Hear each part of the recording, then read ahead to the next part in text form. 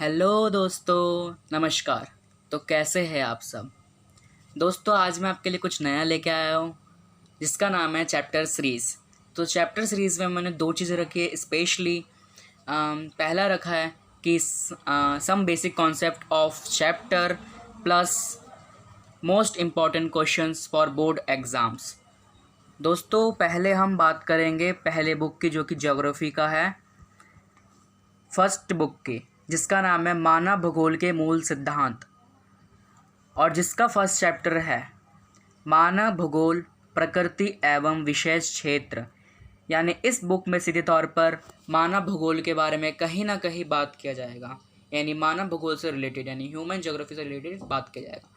तो इसका नेचर कैसा है इस चैप्टर में, यानी इसकी प्रकृति एवं विशेष क्षेत्र के बारे में, कि कौन कौन से क्षेत्र में इसका अध्ययन होता है, उसके बारे में हम चर्चा करेंगे। तो आइए बिना देर किए वीडियो को स्टार्ट करते हैं। दोस्तों पहले टॉपिक है भूगोल। दोस्तों भूगोल आपको पता होना चाहिए कि पृथ्वी का मानव आवास के रूप में अध्ययन, यानी पृथ्वी का अध्ययन मानव आवास के रूप में भूगोल कहलाता है। ठीक है दोस्तों, और भूगोल के दो पार्ट है।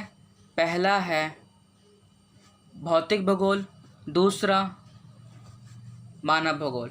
दोस्तों भौतिक भूगोल में विभिन्न प्रदेशों के भौतिक पर्यावरण का अध्ययन, यानी भौतिक भूगोल में विभिन्न प्रदेशों और भौतिक पर्यावरण का अध्ययन। दोस्तों भौतिक पर्यावरण में आ जाता है जैसे जलवायु, जल, प्रकृति, वनस्पति, प्राणी जात या तथा वनस्पति आ जाते हैं। और दूसरा भूगोल है मानव भूगोल। तो मानव भूगोल में मतलब भौतिक पर्यावरण और मानव जगत के अंतर संबंधों का अध्ययन, यानी सरल शब्दों में कहे तो पर्यावरण और मानव जगत के बीच का संबंध मानव भूगोल कहलाता है। अब एक बार मैं एक चीज़ ध्यान से सुनना, मैं इसकी स्टेटमेंट बता देता हूँ भौतिक भूगोल और मानव भूगोल की। अगर एग्ज़ाम में आए तो आसानी से आप लिख सकते हैं। तो पहले बता रहा हूँ मैं भौतिक भूगोल। दोस्तों भौतिक भूगोल में भौतिक लक्षणों का अध्ययन किया जाता है।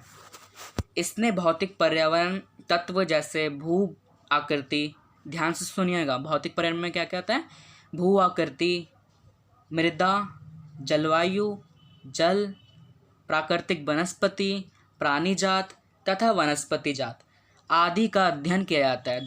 ये तो था हम भौतिक भूगोल, लेकिन अब मानव भूगोल की बात कर लेते हैं। तो मानव भूगोल क्या है? तो मानव भूगोल में मानव तथा प्रकृति के बीच का अंतः संबंधों द्वारा उत्पन्न तत्वों जैसे, ध्यान से सुनिएगा कौन कौन से हैं? घर, ग्राम, नगर, रेल, कृषि और सड़क को, जाल उद्योग, खेत, पत्तन आदि का अध्ययन किया जाता है। यानी मानव भूगोल को मानव जगत और भौतिक पर्यावरण का, इनको दोनों के अंतर संबंधों का अध्ययन किया जाता है। तो ये तो था भौतिक भूगोल और मानव भूगोल। अब मानव भूगोल के 3 पार्ट है, वो हम देखते हैं। इस प्रकार है वो। मानव भूगोल की प्रकृति कैसी है? पहले पार्ट में बता रखा है कि मानव भूगोल की प्रकृति कैसी है। तो मानव भूगोल मानव केंद्रित विज्ञान है। ठीक है दोस्तों। सेकंड है मानव भूगोल मानव पारिस्थितिकी है। थर्ड है मानव भूगोल के तत्व पार्थिव एकता से संबंधित है। फोर्थ है मानव भूगोल सामाजिक विज्ञान है। फिफ्थ है मानव भूगोल क्षेत्रीय विभिन्नताओं पर आधारित है। यानी अलग अलग क्षेत्रों की अलग अलग, जैसे अलग अलग लोग होते तो उनका विभिन्नता कैसी है, तो उस चीज़ का अध्ययन। अब सेकंड है इसका पार्ट मानव भूगोल में कि मानव भूगोल का विशेष क्षेत्र, यानी किस किस क्षेत्र में, किस किस फील्ड में हम अध्ययन कर सकते हैं मानव भूगोल का। तो पहला है जनसंख्या एवं क्षमता का अध्ययन। दूसरा है प्रदेश संसाधनों के उपयोग व नियोजन का अध्ययन। तीसरा है सांस्कृतिक वातावरण का अध्ययन। चौथा है वातावरण समायोजन का अध्ययन।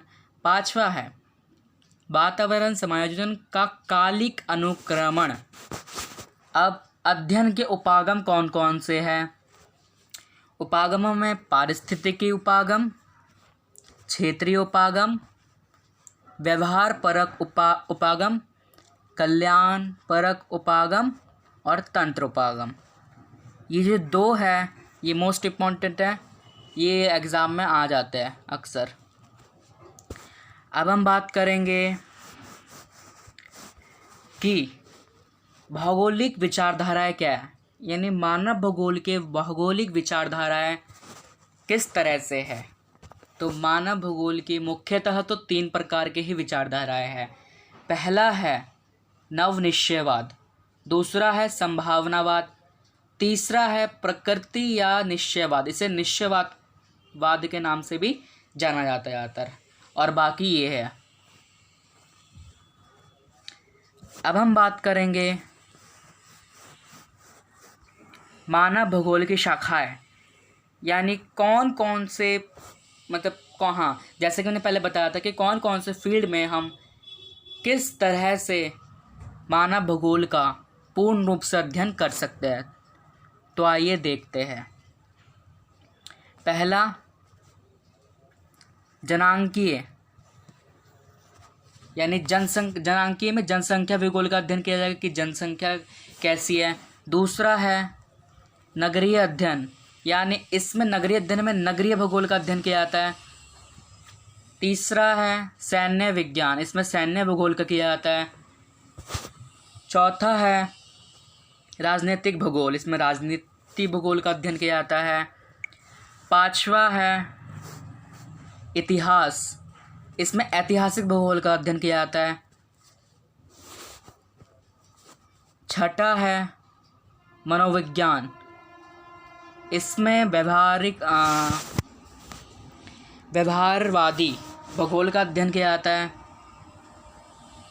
अर्थशास्त्र जो कि 7वां है, इसमें आर्थिक भूगोल का अध्ययन किया जाता है। और 9th है समाजशास्त्र, यानी सामाजिक भूगोल का अध्ययन किया जाता है।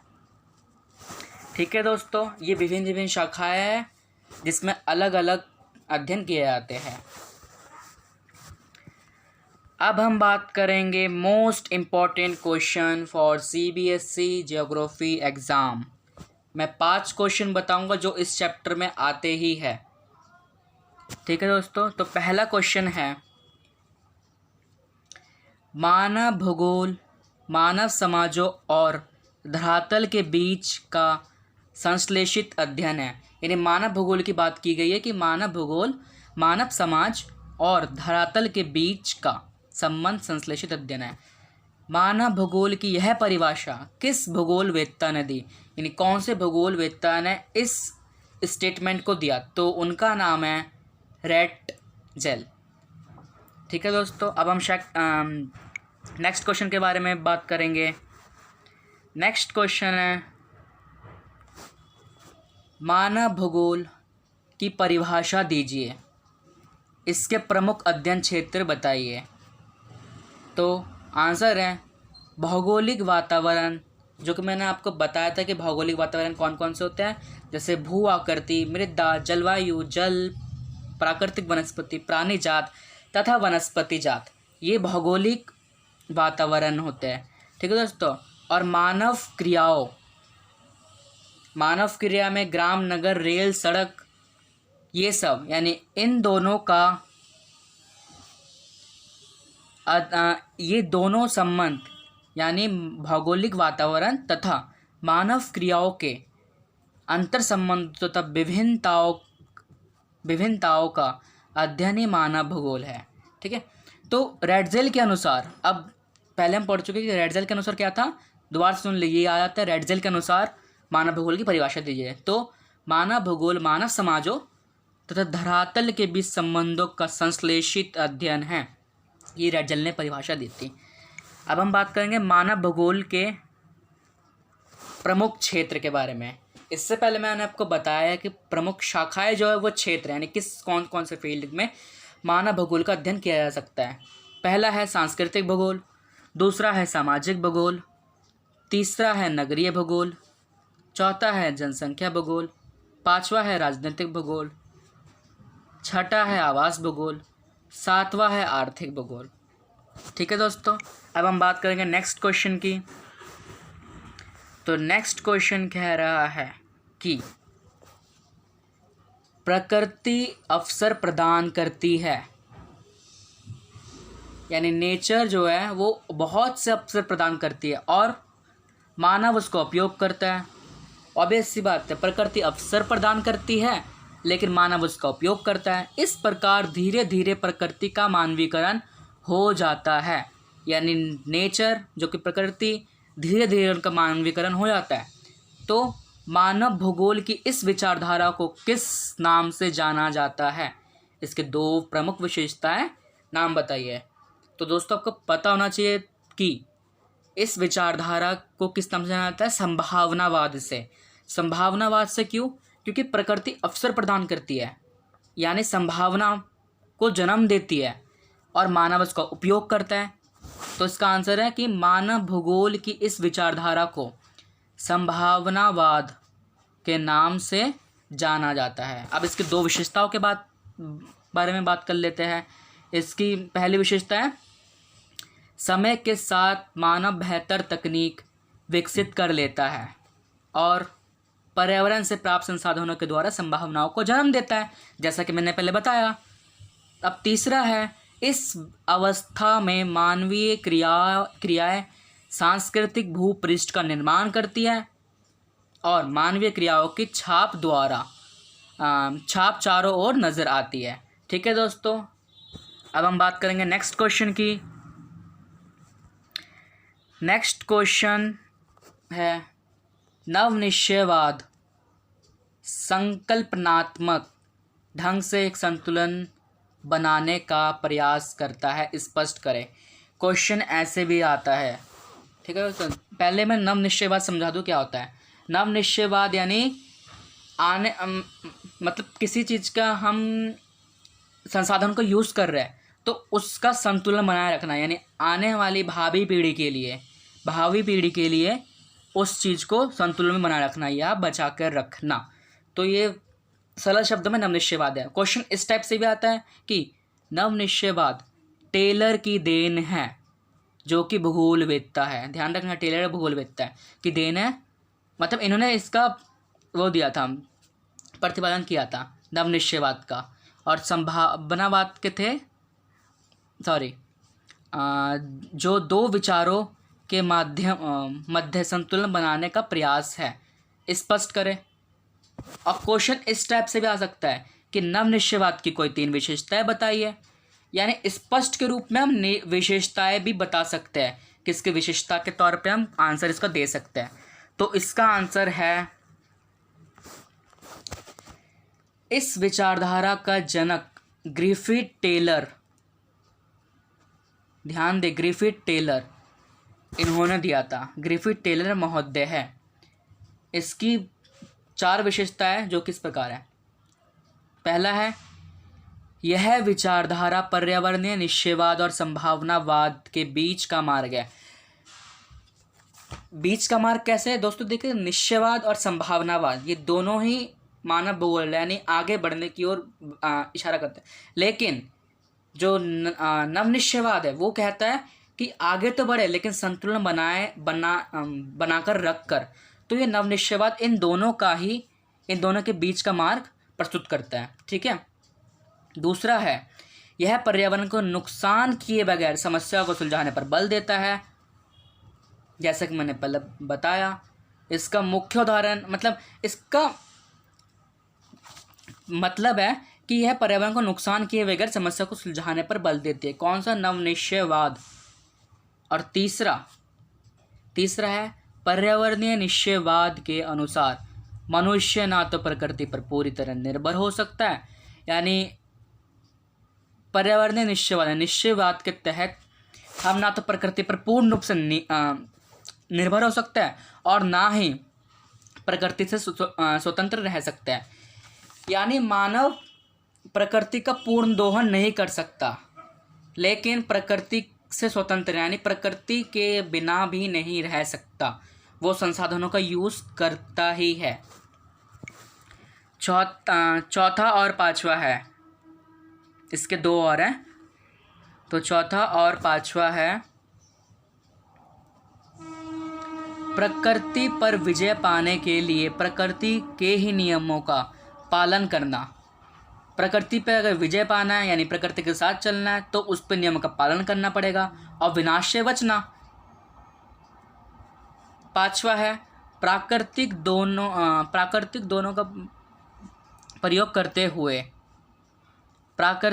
प्रकृति की सीमाओं का ख्याल रखना, यानी उसकी लिमिटेशन, उसकी सीमाएं का ख्याल रखना। उदाहरण के लिए, उदाहरण है औद्योगिकरण करते हुए जंगलों को नष्ट होने से बचाना, ये हमारी प्राथमिकता होनी चाहिए।